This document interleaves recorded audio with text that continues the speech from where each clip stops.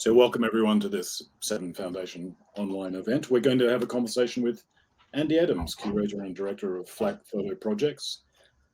We were just commenting that we have been in touch with one another now for nearly 14 years online. I don't think we've never met in person. No, only screen-based.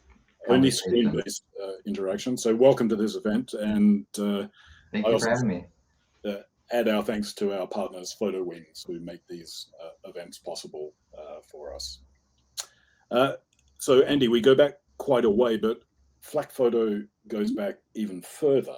I think you started in 2004. Tell us a little bit about your background and how you became interested in photography, and what was the impetus behind starting FlakPhoto in 2004? Let's see. Well, first off, thanks for having me here. This is fun. I love talking about this kind of thing. I was telling David earlier that I actually don't get very many opportunities to talk publicly about this project that I do that is a very public project.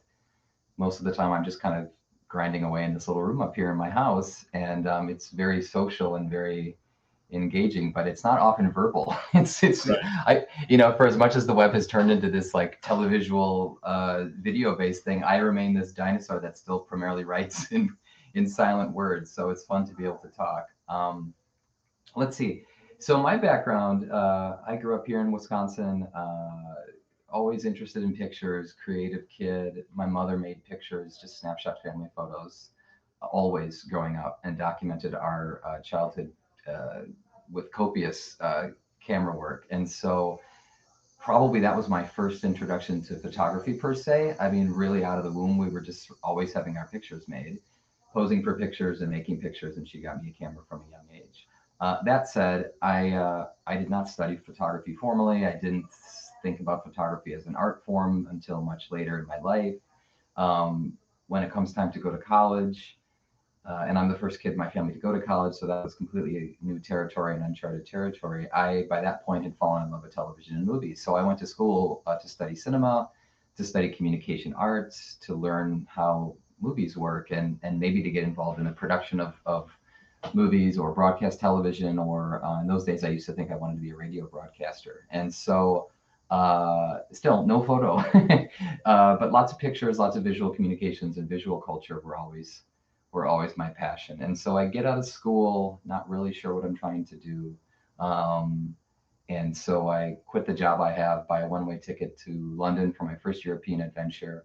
And this is really, like, I think in retrospect, kind of core to my awakening to photography as an art form and to photography as an art experience, and to sort of bringing the things I studied in school, which was essentially to learn how to read cinema as art and to read cinema as literature, bringing some of those things into this experience. Every new city that we would travel to, I was backpacking with these buddies. This is the fall of 2002. We had nowhere to, we were homeless essentially and backpackers. And so we went to the museums in every town that we went to. Right. And I gradually found myself attracted to the photography exhibitions at every museum that we would go to. And this is really the beginnings for me of starting to understand like photography exhibition as a language and as a creative communication experience, and as, not just an art form, but sort of an experiential thing to present for audiences, and marry a bunch of different ideas and experiences together. But eventually I start to realize, you can read pictures the same way you can read literature, the same way you can read film. And come back from that trip, not really sure what I'm going to do career-wise. And that was, those early years were kind of confusing for me, but a good buddy of mine, who ended up being a pretty instrumental force in the early FlakPhoto days in helping me get started with the website and the digital publishing work I would do later, taught me some early HTML skills. And I ended up falling into this early online community. This is probably in 2003 or so, not long after I've come back from this trip. And we're all kind of, the internet is becoming more of a diversionary kind of thing in our lives. We're spending more time, all laptop based though, right? Still all actually desktop based at this point. Yeah. No mobile, no touch screen, certainly no social media in any traditional sense.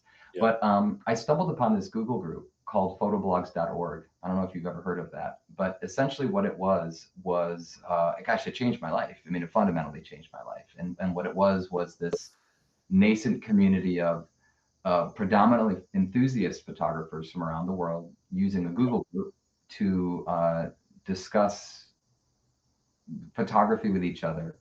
And I've always made the distinction between photo blogs and photography blogs. But what was happening in the early 2000s, and where I come from and where FlakPhoto's origins are really based, is in this early photo blog community. And what was happening in the photo blog community was, it was sort of proto Instagram. It was photographers with prosumer digital cameras. We had higher faster internet speeds than we had before, bigger monitor resolutions than we had before. And the standard photo blog in those days was a single photographer essentially doing what people do on Instagram now, but posting it to a blog format on the web, on a website, a daily photo. And I just was eating these things up, feeding my passion and interest for photos and for pictures, and also for connecting with people who made pictures, since I was always fascinated with photographers and the people who actually made the images. And I just had an idea one day that, oh, maybe I can make a photo blog that would be focused not on my own photos, but on showing other people's photos. Right. And so I started to dabble on an early typepad blog in 2003-04.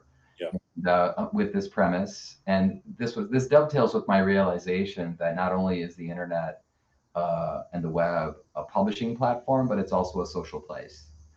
And these two tracks like continue to sort of be these animating creative canvases for me, which is sort of how can you use the web as a publishing platform, and how can the web be a social experience that I can both learn from and contribute to and activate for creative ends. And so the very beginning, the earliest FlakPhoto blog, before there was even a FlakPhoto.com, was a typepad account, and I started to do what I now have done for 2 decades, which is put open calls out onto this Google group and say, I'm Andy, I'm this guy, I live here, I got an idea, could we show some pictures? Here's my email, send me an email. And I'm smiling as I think about it. It was really, really fun, because this was the novelty of really starting to understand time zones. And I can distinctly remember sending emails out before I'd go to sleep here in Wisconsin in the Central Standard Time Zone, and then wake up with this it's very giddy, Christmas morning sort of feeling, because I was confident I was going to be getting email correspondences from people in other parts of the world. And it was just a true thrill. So that's sort of a long preamble. I've done many things with the project since, and in fact, the project has been a very evolving, meandering, experimental sort of format. But that was the very beginning for me, was sort of this marriage of childhood fascination with photography, growing education and understanding in how photography can function as an art form and as an exhibition experience, and then a desire to learn how to curate those experiences for audiences, show the pictures I wanted to show, promote the people I wanted to promote, and ultimately, eventually start to, curate what I would eventually call photography experiences, all web-based. Ironically, I was all web-based for the first 10 years of my practice before I ever did anything physical in the real world, which, I at one point I realized that was sort of a funny thing, because it took the traditional brick and mortar photography institutions a decade to figure out the internet. Yeah, exactly. It took me 10 years to figure out how to do a print show. So it's all relative, right? Depends on your position. Do you feel that kind of what you're doing now is in essence the same thing that you started with, as you say, hi, I'm this guy, Andy, I'm in Wisconsin, I want to share things, I want to connect with you, and so on. Is that the essence that persists? And obviously things have changed in terms of technology and social media and the media economy generally greatly. We'll talk about that. Or do you feel that the essence of what you do has changed since the beginning? That is a really interesting question. I think I've got 2 thoughts popping into my mind in response to that question. The first is, I would say the essence is the same. It's me being interested and curious, inquisitive, and just voraciously hungry for learning about images, and knowing that I can put signal out on the web and find people to talk to about those things. I would say, though, the second part to my question is that it's not the same as it was in 2004, 5, or 6, insofar as my relationship to the experience of doing FlakPhoto has changed. My relationship to my understanding and comprehension of what the internet is and has been and is becoming has changed. And so I'm, like the space between me and FlakPhoto has changed a lot, even though I think the impulse that drives me to do what I do is essentially the same. Yeah. Were you conscious when you started that what you wanted to do was build a community? And if so, what did you think community was going to involve and entail for you? When I started, I had the first goal was that I wanted to make a magazine. There was an early realization for me that blogging was a kind of publishing. And you'll recall that I went to college to be a broadcaster of some kind or other. I'm a product of the 20th century, so I thought I was going to work in some 20th century sort of broadcasting medium. But when I discovered the internet and started to realize that its broadcast and publishing possibilities were what they were, my first impulse was I want to be able to create some kind of a channel, a platform. Yep. But I very quickly realized the web was also a social place, that I was having so much fun meeting people and talking about pictures with complete strangers, but I was eventually starting to realize that people were becoming friends, online.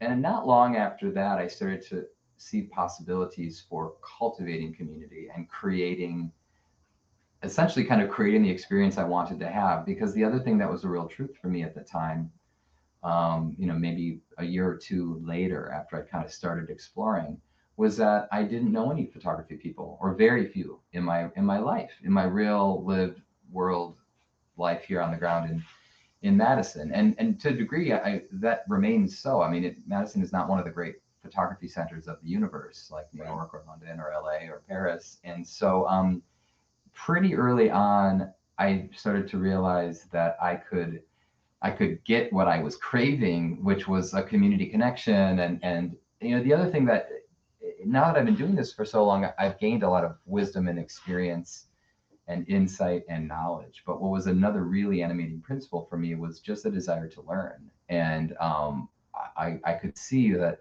there were tons of people that had all kinds of experiences that I could learn from. And so that was another major driver for me. So to answer your question, it wasn't like I did not set out to create a community. I set out to create some sort of a publishing platform to showcase artists. And then I started to see the possibilities for community organizing and community connection and community conversation.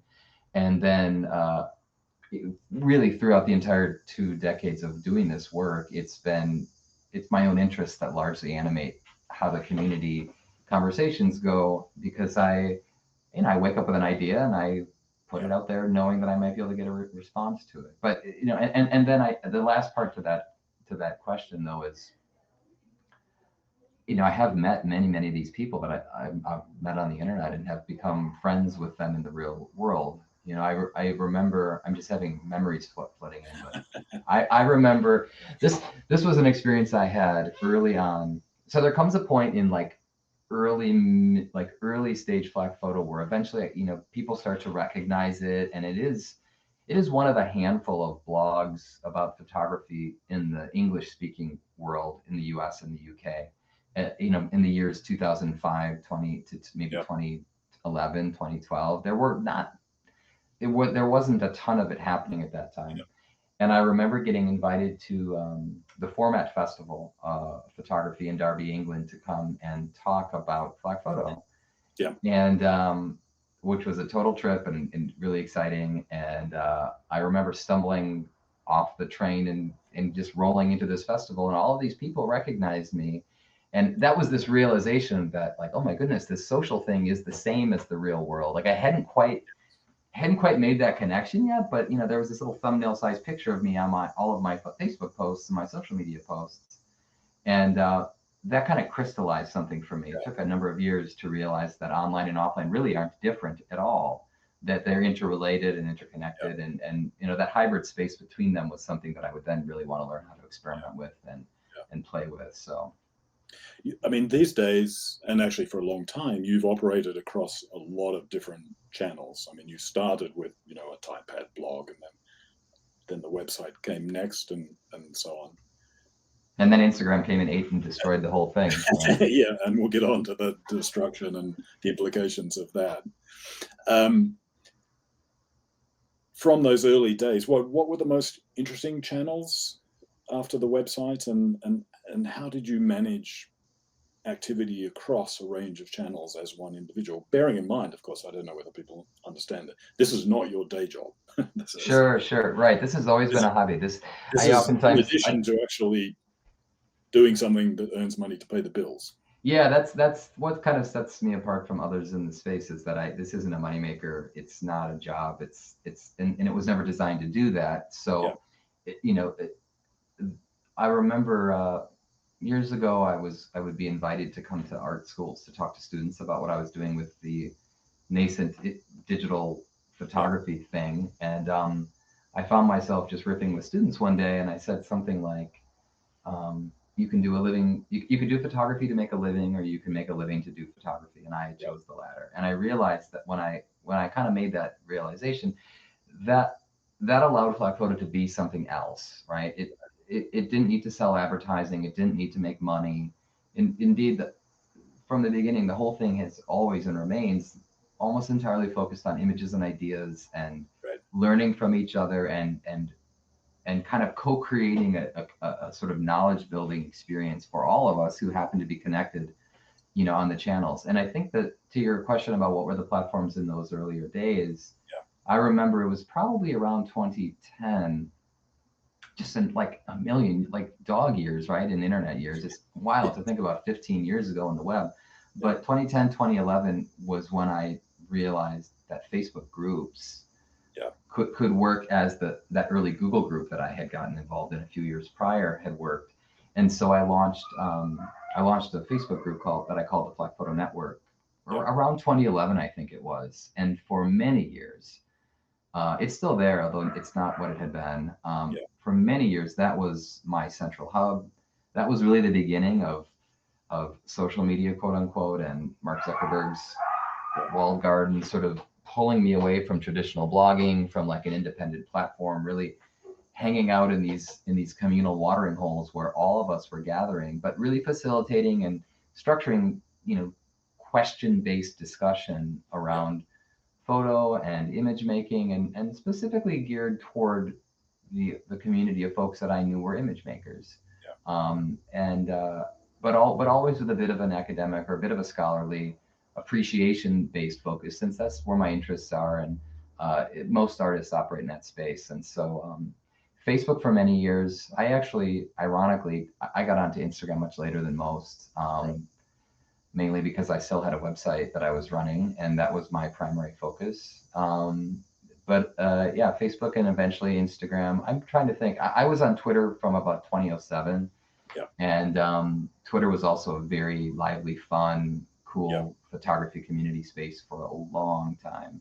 yeah, Really not so anymore. Um, yeah, and then also around, I think, 2015. Uh, here's just as an aside, David, like my interest, because I did study broadcasting and came out of this background. I have always sort of thought about distribution as like a central focus for me. Like, how do I get FlakPhoto out into the ether? How yeah, do I find as many people as possible to engage with the photography I'm showing, with the ideas I'm spreading, and to participate in this collective thing? And so it was around 2015 that I launched an email newsletter.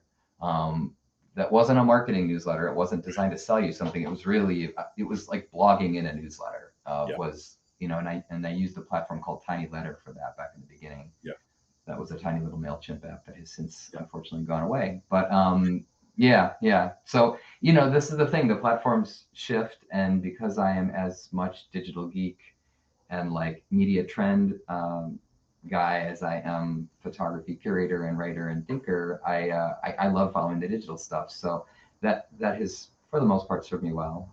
But it's frustrating, especially these days when things have become so splintered and fragmented. And there was a time when we were all around each other in the same place. It became much easier to create these kinds of experiences, and it's infinitely more difficult. And I sometimes wonder if it's impossible to do what we used to be able to do. It's hard yeah. to know. It seems that sort of pre-algorithm, when you actually had timelines that just posted things. That's a great point. In linear time, you followed someone, you saw what they posted, recently, you could comment, you could connect or whatever. Mm-hmm. You knew that if you followed someone, you would see what they were posting. Yeah. Nowadays, that's not the case, because the algorithm will suppress some things, promote other things, bring in things. I mean, you wrote a post recently about damn the algorithms. And you said that maybe we have kind of an abusive relationship, with Meta in particular. I mean, do you see the rise of the algorithm and the algorithmic feed as the biggest change that impacted the way that you operated at FlakPhoto? I think the biggest change was probably, and I don't know that I could have controlled this because it was just a sea change that was happening in how social interaction was occurring on the web. To zoom out one step before the algorithms, what you made me think of was that when I came on the scene, and I write about this in this blog post about the algorithms, I came up in the blogging era. I came up in the early mid 2000s, 2005, 6, 7, 8, when there was a vibrant but small community of photographers and artists and photography people writing about photography on their blogs. And that is, in fact, that's where I met you, because you used to write one of those blogs. And if you recall, I know you recall, we used to get that stuff through RSS feed readers. Yep. Google Reader was a popular one. I used to use one called Bloglines. Yep. And the point was, there was not algorithmic interference. It was essentially like I'm getting a postcard delivered to my house, and I will look at it when I'm ready to look at it. So I was able to time shift it. I was guaranteed to see it. And then there was the social comment aspect of it and so forth. And it was, it was the old independent free web. So even pre-algorithm was just that delivery mechanism that we weren't all camping out on the one platform, which, over the last 15 years, the ground has shifted a ton on the meta platforms. I don't need to, everyone in the comments knows that. We've all been struggling with that. I mean, certainly by the time the algorithms come in, for a long time, I had a Facebook page for FlakPhoto, and, that Facebook page organically grew to some 50,000 people.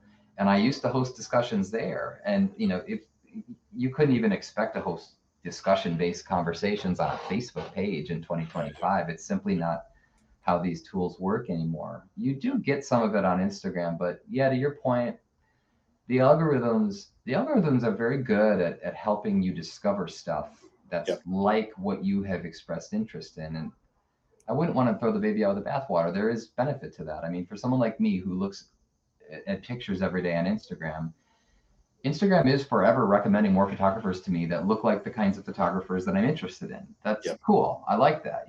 I try to use that to my advantage. I mean, I DM photographers every day on Instagram, and I DM complete strangers in 2025 the same way that I did in 2005 using Instagram.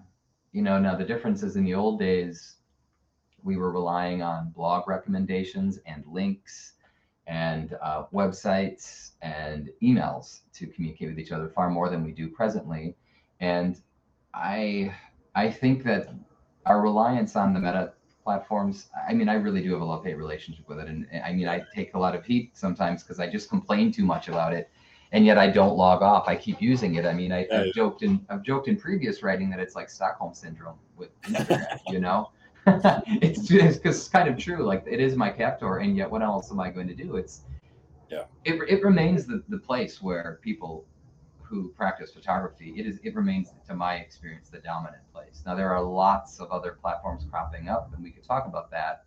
But in my own anecdotal experience, I just don't see anything that is pulling people en masse away from Instagram, despite how Instagram continues to change and become worse and less useful for artists and filled with more junk and noise, and to say nothing of how Instagram is truly a suboptimal place for truly looking at and experiencing photography, really seeing photography and being able to understand what an image maker is trying to do with their photography.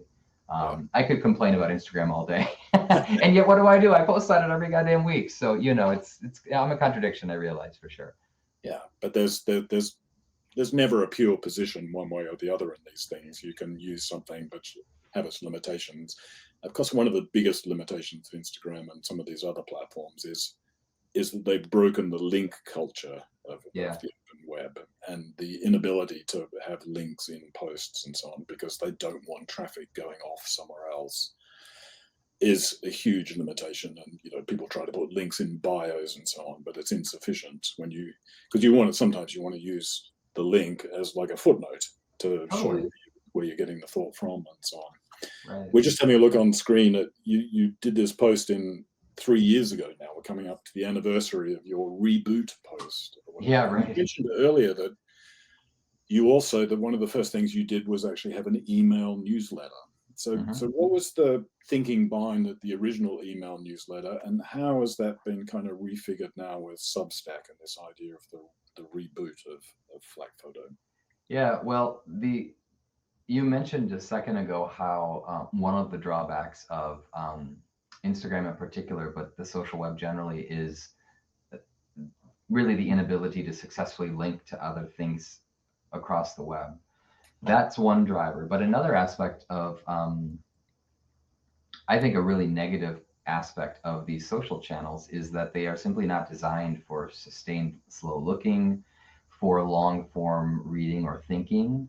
And what ends up happening for me is for many years, I run the old FlakPhoto blog that lived at FlakPhoto.com. And for various reasons, that site ends up going away, disappearing.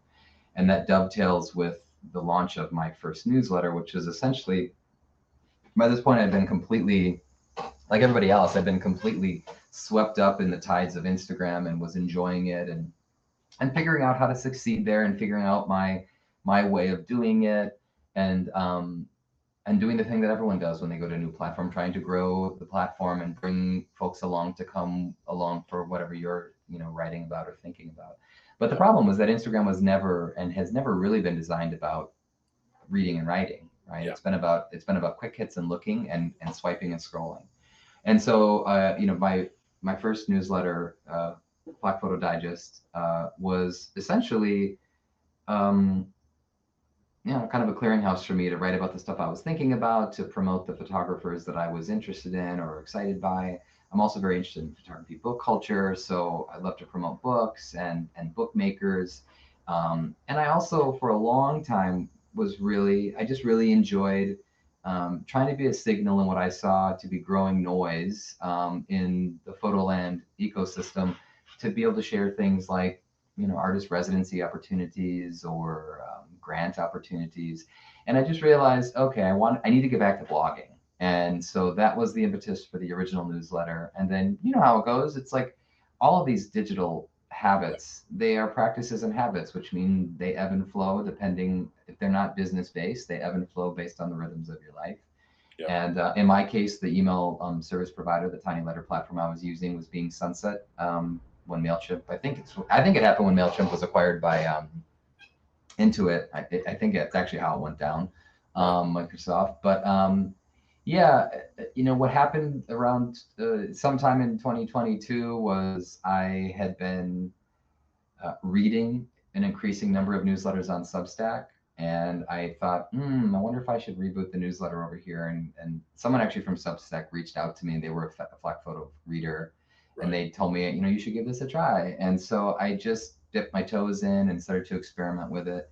And I've been publishing consistently there. It'll be 3 years in September. It's September now. So the point, ultimately, what I write about in that post was just a continued realization that essentially I'm relying on what is essentially a shopping app to try to write about and show photography. And it's simply not the optimal platform for it. And I wanted to write more. I wanted to say more. And I also wanted to guarantee, to whatever degree I could, that people would see what I was showing, see the artists and image makers that I was promoting. And, it's not a silver bullet, because we all, I think, have more email today than we ever have before. But it does operate the way that old RSS feed reader did in 2005, right? Yeah. It is not algorithmically determined to the same degree. I think that, inbox filters are still increasingly powered by algorithms, but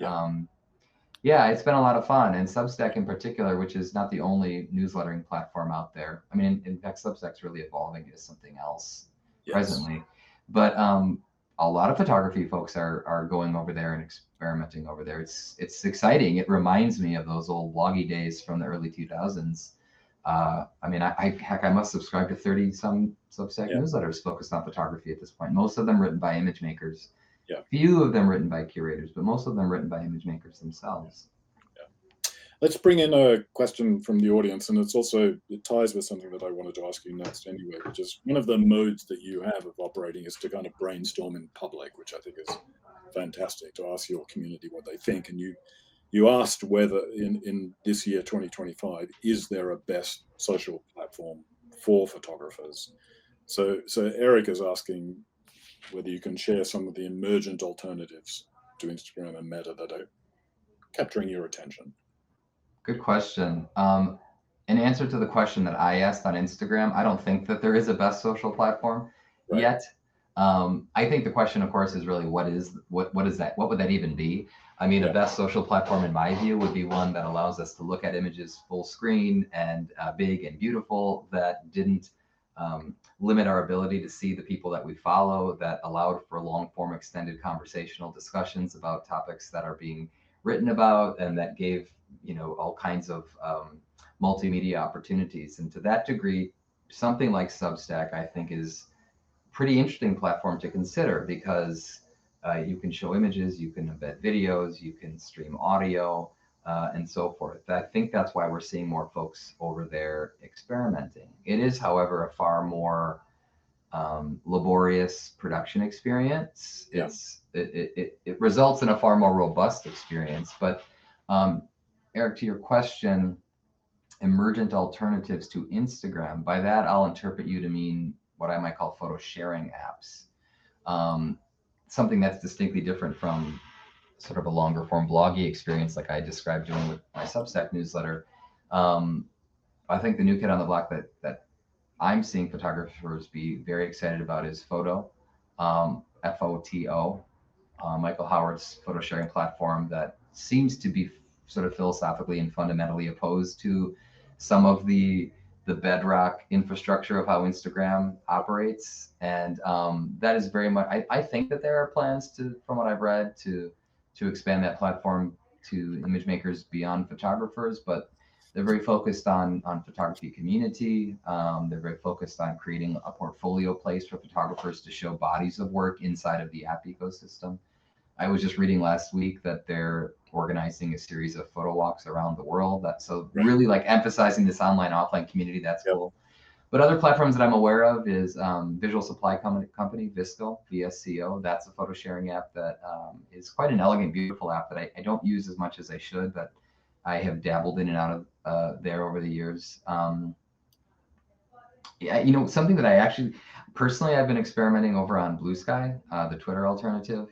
I don't see tons of photographers there. I see far more writers and media Yes. people there. But Blue Sky, for anyone in the audience who used Twitter before and liked that sort of short form microbloggy experience, I think Blue Sky actually has a lot of promise. The thing I like most about it, and I'm there every day, is that it well, for starters, you can curate feeds of interest and which are akin to what we used to do with lists on Twitter.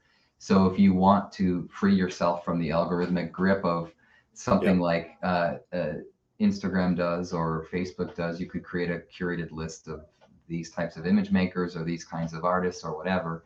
But links are really freely shared and circulated on that platform. And as someone who likes to share links, whether it Yes. just be to a new book I'm reading about Yep. or it's an article that I thought was interesting. It's very old school and old fashioned in a way. It's basically saying, go here, check this out, come back and talk about it. And I think a bigger question actually is like the evolving nature of the web as becoming more of an audio-visual form and the Yep. primacy of video over text and reading. I mean, that's a whole other conversation. Yep. Yeah, I think Flickr's still out there for folks, but I don't know that it's as I would say it's arguably not dominant as it used to be. Yeah. There are many others. And in fact, anytime I ask that question, what's the platform? You see the same laundry list. Oh, Glass is another one I hear people talk Yep. about from time to time. Everyone has their thing. Yeah. I think perhaps the takeaway is that there is no single platform. I mean, maybe that's a good thing. Perhaps we all gave too much power to Meta, to Facebook, to Instagram. Yeah. On the other hand, that means all those conversations are completely fragmented. Gone are the days, perhaps, of all of us being able to come together on the same watering hole to have an extended multi-day conversation about this article that someone wrote, or this, short film that someone posted, or this exhibition that people have actually been experiencing in the real world. It remains to be seen sort of where that goes. The decentralized web is out there, but I don't think that it's not going to be a plug and play solution for many people. And so that's a bit of a drawback, but hopefully that answers your question to some degree, Eric. Yeah, we'll come to some of those questions about fragmentation and the implications in a second. Let's just think about some practical questions, maybe even some practical advice for people in the audience. I know Jenny here has a very specific question, but it's interesting about Substack and its ability to show images. Can it handle 16.9 photos? And Definitely.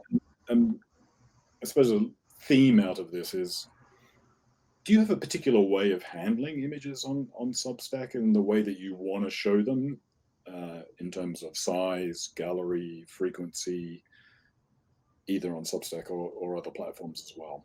Yeah, I think it'd be one point I guess I want to make up top is that I don't want to emphasize like Substack dominance. That for the moment is the platform that I have been using.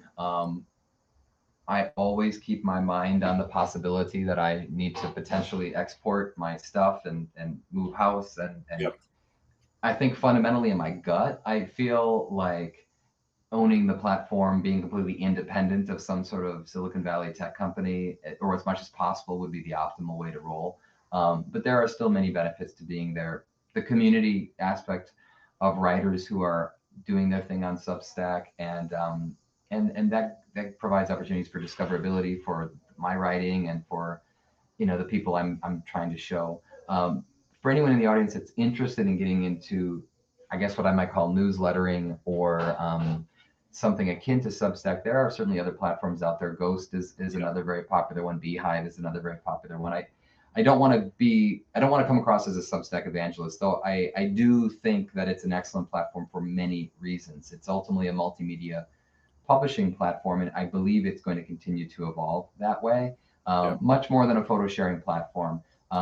It's designed to work and look great on the web. And I think that's above all what I love about what I'm doing there presently, is that it's a throwback to the old way of how I used to operate, which was publishing on a big canvas with links that can be shared, with images that can be full screen if I want them to be.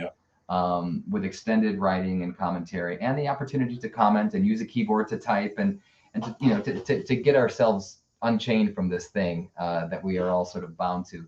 To Jenny's question, absolutely, 16:9 aspect ratio photos you can for sure post on that platform. To your question, David, I sort of have settled into a style that I use. I don't take advantage of every bell and whistle available to me in the Substack tech stack, but if an image is big and beautiful, I'll make it full screen because I want it to fill up the canvas. I still operate from the perspective of kind of a magazine editor publisher role. In fact, one of the joys of the Substack newsletter has been inviting people to collaboratively publish things with me in the FlakPhoto Digest. So I regularly invite photographers and writers to co-create something with me, and then I'll so for example, Janelle Lynch and I published a piece earlier this year that I think it's called "How to Make a Good Photograph," which it's just an amazing post that I would recommend everyone in the audience read. Janelle is such an eloquent writer and thinker and photographer, and this is the kind of thing that I want to do more of, which is to leverage a publishing platform outside of the very, very narrow constraints of a 2,200 character limit and a set, as Jenny's pointing out in her question, a set sort of optimal aspect ratio format that you can only you can only do on Instagram. And obviously even these days I think Instagram is prioritizing short video reel clips over still images anyways, and so that begs the question as well, what are you trying to even do, and what kinds of visual experiences are you trying to create and present for the audience? I am very much kind of old-fashioned at this point, and I love the article as a format. I love the interplay of text and image, and anything that can create conversation or kickstart some sort of a discussion is going to inspire me. So So moving along from thinking about actual particular platforms or the technicalities of them, if someone came to you and said, look, I want to start showing my work, talking about my work, and so on, what would be some of the practical tips or pointers you would give them as they begin on whatever platform they're beginning on? It's funny, my mind went one way, and then it zigged, and then it zagged after you finished that statement. I mean, the first advice that I would give to anyone, and I've given this advice to many photographers and other colleagues in my field, is really spend some time thinking about what you're trying to do. Like, what are you actually trying to do with your project? In my case, I'm trying to show images and write and reach people who reach as many people as possible, in an effort to drive links and traffic to websites, and also to create a visual experience. I'm not really trying to sell anything, but if you're an artist, for example, who's trying, or a photographer who's trying to generate sales, the advice I'd give you would be very different than if you are a writer who's trying to generate promotional buzz, which would be very different advice than if you were an academic or a scholar looking to spread ideas, right? I mean, the tools can do all of those things, and I think, I actually think that the last example is the one that most photographers spend the least amount of time doing. And what intrigued me early on was realizing that we could use these tools to learn from each other. As far as the tech stack goes, though, I mean, we were chatting about this a little before the call today, and I wouldn't lose sight of owning a website that looks great on the web. I think every photographer, every creative person for that matter, who wants to participate and express themselves publicly, I think a newsletter remains sort of a platform agnostic digital publishing tool that you can use. It's a very flexible tool that you can use to do any number of things. We're all, I think, compelled. We've all been sort of lulled into and trained to grow our follower count, and that's fine. But and I've done this as well. But increasingly, the goal for me, and I do think the goal for the advice I give, is really think about how you can authentically connect with the people you're trying to reach, and really think also about what you're trying to get out of that connection. It doesn't matter if you've got tens of thousands of Instagram followers if all they're doing is sort of scrolling by and maybe liking, and then the engagement goes no deeper than that. I mean, I would imagine most image makers would rather have 500 very engaged spectators and colleagues, especially if they're trying to have conversations or dialogue, over 50,000 drive-by, traffic spectators. I'm kind of rambling all over here, but my answer, I think, is a mix of strategy and intention, and then let the tech stack follow that. Too often, I have watched people tell photographers, you need to be on this platform, without actually explaining why, or is it truly the best platform for you? And I'm inclined to think that I'm seeing more photography people flock to Substack and reinvest in newsletter platforms, because there is a growing realization that these social apps are, giving us less than they're taking from us. And my advice is not to quit using those platforms unless that's good for you. I think investing in some sort of platform that you can wholly own and control, and that is not, that's not subject to the whims of a corporate overlord to whatever degree that's possible in the Web 2.0 era and in the software as a service era. Hopefully that answers the question. Yeah, I think I would just underscore that. I think that whatever array of social apps one is on to try and connect with an audience, you have to own your own piece of digital real estate, which means having an account with a server provider, having a website, and then you build from there. You have something that cannot be taken away by a change in an algorithm or a company taking over another company or something, and keeping it up to date, of course. Yeah, you know, and the follow on to that this is advice I'm trying to give myself right now, and it's very difficult because I've come to realize that I am no different than anyone else when it comes to my own addictive relationship to social media. And you know, for better and worse, I believe many of us have sort of adapted our online activity to the behavioral urges of these applications. And so part of what I'm reflecting on once again is, do I need to reboot my relationship to this app? Do I need to kind of cut some new behavioral grooves in terms of, you know, how I spend my time online? It's very easy to say, it's not easy to do. But yeah, it's not advice. It's not advice so much as I feel like anecdotally and observationally, there is a general discontent out there.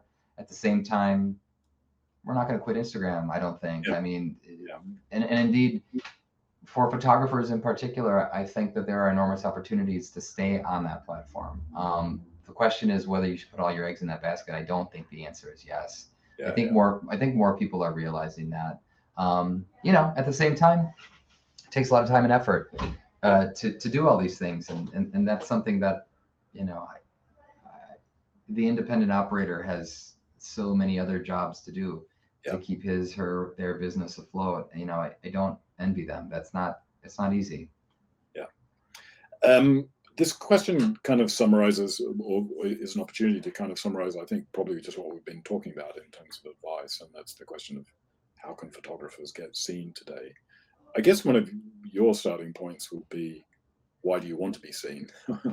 I mean, okay, everyone wants to be seen to some extent, but what's the purpose of the seeing?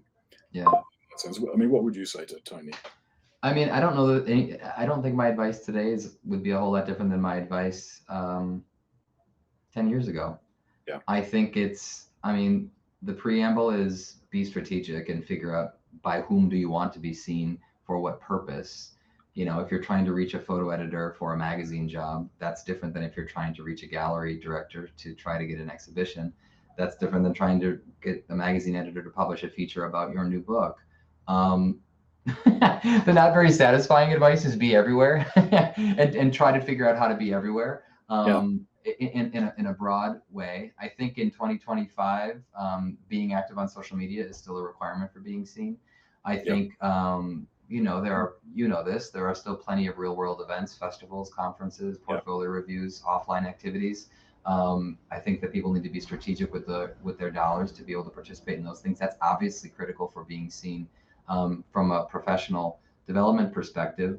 I really would love to see, and I think this is happening, I would love to see more photographers have fun and like blog and be seen in a purely lightweight, social, community-minded way. And I think that newslettering with something like, you know, Substack, Ghost, or Beehive is a great way to do that. Something we haven't mentioned that I actually think is potentially the trend that we're likely to see in the coming years is continued splintering and fracturing of like the one community together on the social platform into lots and lots and lots of sub communities hanging out, whether that be in chat apps like WhatsApp or Discord servers or whatever else is coming up. I still think to some degree Twitter Spaces is an opportunity for some subset of the photography community to do that, and there's similar activity happening inside of the Threads platform.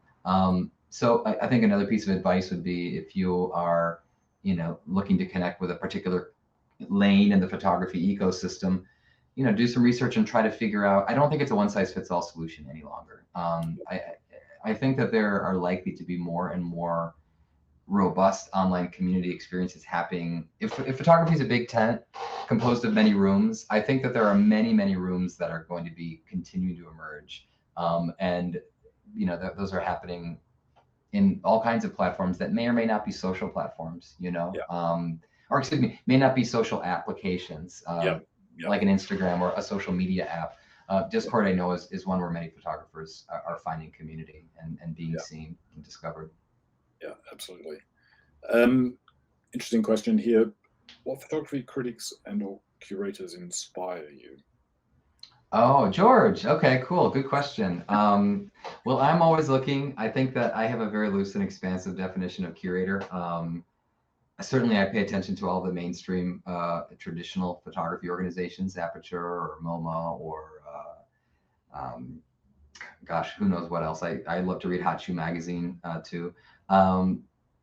Social media photography curators. Let's see, there are a handful of them out there that I always pay attention to. John Feinstein from Humble Arts has always been an influence for me. I've recently been reading Stacey Oborn, who's a writer, getting back to blogging in her newsletter. I think of her as a curator insofar as she's presenting experiences for me to think about and consider. Photography critics, Vince Aletti, like one of the greatest of all time. I'll read anything that guy writes. I wish I could put together an exhaustive list if I was doing some homework, but I think what is true is that the social web and the digital publishing moment that we're in, it certainly unlocks the potential for like discovery and learning about photography in a way that never happened before. You'll still continue to hear people sometimes complain on social nets about gatekeepers, but there are simply not gatekeepers as there have been. There are perhaps new kinds of gatekeepers or many, many, many, many, many gates that are being kept. But if you choose, I do my best to be really open-minded and just like look in as many places as possible. And there are more places than ever to see these things. So, maybe that's an optimistic up note. I should have put together, Kathleen says, put together a list. Maybe that'd be a good newsletter post. Like my top photography. Yeah, that might be a good post. Like my top photography inspirations. That might be a good idea. Yeah. Or write that down. Yeah. That's a good idea. I think Ben has an interesting question. We've been talking a lot about fragmentation. We've been talking a lot about multiple apps, multiple sites, et cetera, et cetera. Do you see that proliferation actually impacting photography itself and the definition of photography as art in Ben's question? I just want to comment here. One of the comments from Hamish Stewart was, would you consider David Campany one of your critics? And I just want to say yes. David Campany is another one that I absolutely follow and learn from all the time. He's on Instagram, one of the greats. I think he's with ICP presently in the education program. But how do I see the proliferation of digital culture impacting the definition of photography as art? Great question. I consider myself an art fan, and yet I oftentimes think that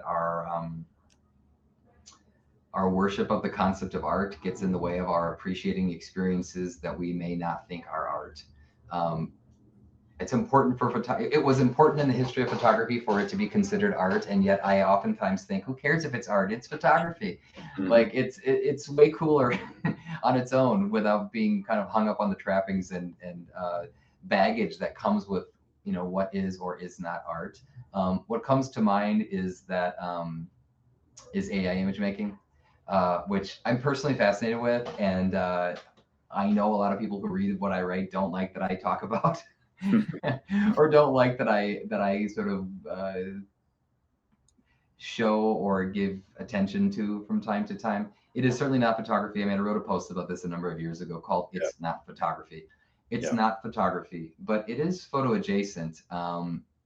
It's hard to actually call much of what we make these days photography, given that technologically speaking, it's not traditional photography oftentimes, right? It's digital imaging in many cases. But in terms of digital culture and photography as art, I also followed with interest a number of years ago what was happening with NFTs and that whole scene.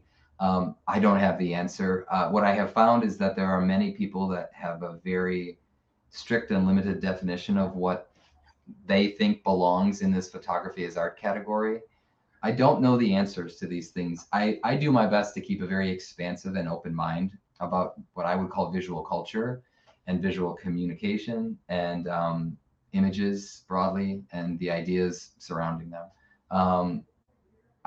there's no doubt in my mind that digital culture will continue. At this point, I think photography it's an entirely digital medium, for most people in the mainstream. Yeah. There are still happily many photographers doing traditional analog photo format work, and I'm a fan of all of them. I think that kind of artisanal craft and the handmade analog. Yeah. I've written about this in the newsletter too, because I'm really interested in the analog aspect of photography culture. There's a craft to that that's distinctly different than what's digital. But sadly, I think for a certain kind of traditional minded, and I'll put that in quotes, traditional minded photographer, I'm here for all of it. So I'm not going to pass judgment one way or the other. But in the end, if it moves me, I'm open to it. Yeah. If I like it or it rhymes with my sensibilities in some capacity, I'm open to experiencing it. I think that's the way to see it. I actually think that's what art is for me. I have a pretty expansive and loose definition of what art could be. But sadly, for what I would call traditional practitioners, I think that we're likely to see more and more popularization of these digital forms that may feel wrong or and also potentially have other kinds of issues with them, related to things like artificial intelligence and visual theft and all of these ideas. It is a complex and thorny topic to which I have no specific answers, but I look forward to continuing to follow and learn. Yeah. So we're heading towards the end of our time. We'll still have time for a couple of questions from the audience if someone wants to drop in a question. We may not get to all of them, but certainly Andy will see them and may follow up with you at some stage. But Andy, I wanted to, for my final questions, wanted to ask you about politics, actually. A spicy meatball. Spicy meatball coming up. You were quite open on social media after the presidential election last November that you were extremely worried. It was a dark time. You talked about the toxicity of the incoming administration and kind of moves towards autocracy. And then you had a very interesting post about creative resistance in January on the day of the inauguration and so on. I mean, these are big issues. Do you feel a responsibility to talk about those things? What led you to be transparent about those thoughts, and what was the response you got from your community? Well, yeah, gosh, this is a big question. All opinions of mine. These are all opinions, right? I don't think that I feel a responsibility as like Andy Adams photography guy. I don't take myself that seriously. I'm just a guy with a blog and on the internet. I don't think that my political positions or opinions really matter one way or the other as far as the photography community is concerned. I do, however, feel a responsibility as a citizen who believes in the maintenance and furthering of liberal democracy. Yeah. I'm certainly no expert, but I have spent quite a bit of time in recent years educating myself on the topic of autocracy and how it functions in societies, how it has happened previously in societies. As someone who has spent the majority of my adult life studying media and how it operates and the behavioral effects of information flow, it's very clear to me that the internet is like public enemy number one in terms of influencing any of our opinions or our mindsets about politics.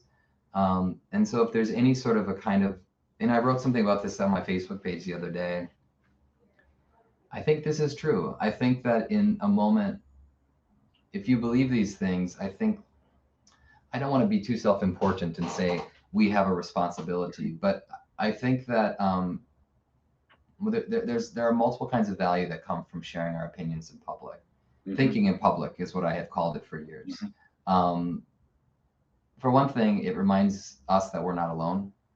If these are things that concern you as they do me, I do feel better when I write something on a social site that expresses my dismay about something. I try to be thoughtful about it. I try to be empathetic and open-minded in terms of how I write, the style of language that I use. Because I come from a conservative family of people, some of whom support this administration, and that's been a challenge for me. I also am very transparent and honest about my feelings on the internet, and I wouldn't advise that for everyone. That isn't necessarily going to be good for everyone, you know? But as far as politics go, I think we're in an unprecedented territory in most of our lives in America and beyond. And there are less, you know, there's a lesson I've learned from doing the FlakPhoto project over the last 20 years. It's that there is much power and like wisdom and insight to be gained from engaging in like the knowledge of crowds.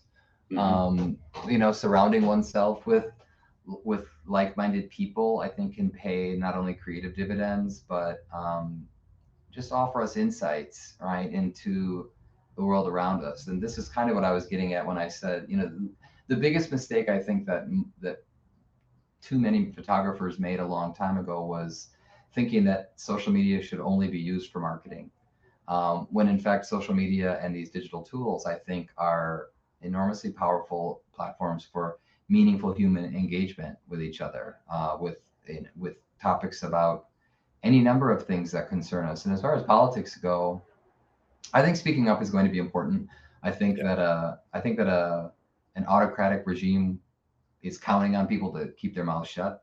And I think that at this moment where we are still, I don't believe it's a lost cause, or like it's a foregone conclusion. I believe we're at a moment where we still can take actions to see the world that we want to live in. I think that speaking up and communing with each other online with like-minded communities of people around the world is a way not only to keep our spirits lifted, but to, I suppose, to kind of keep that resistance movement alive. That's important to me. I don't quite know where I'm going with this blurb, other than clearly those are my values, and for better and worse, I have become more and more my unvarnished personal self on my platforms. One of those questions you asked me was, how did your audience respond, or how did the community respond? In the first Trump presidency, I had a lot of people telling me to stop talking about politics, that they follow FlakPhoto for photography. And I get that. I mean, eventually I would start to say, I get it. If you have to follow, unfollow me. I get it. If you follow me for photography, not for politics. That's fair. I told you at the top of this conversation that while the impulse to do FlakPhoto has been essentially the same, the creative impulse, my relationship to the thing has evolved, and probably the primary way that my relationship is involved is that I have just become more and more, I use the platform to just share my experience as a human being, as a creative person, as someone who, I occasionally think of myself as an artist. Most of the time I think of myself as a curatorial practitioner. All of these things, everything connects to everything else, right? I mean, FlakPhoto was never going to be only a photography magazine. It's essentially the channels by which this one person whose opinions and aesthetic preferences you may or may not appreciate writes and thinks in public. And so, that was a scary time back in those days, but I kind of gotten over that at this point. I'm willing to just sort of say what I feel. Yeah.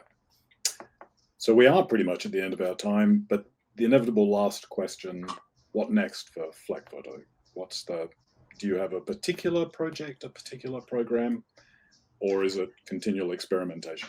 Continual experimentation. I don't have this on the horizon.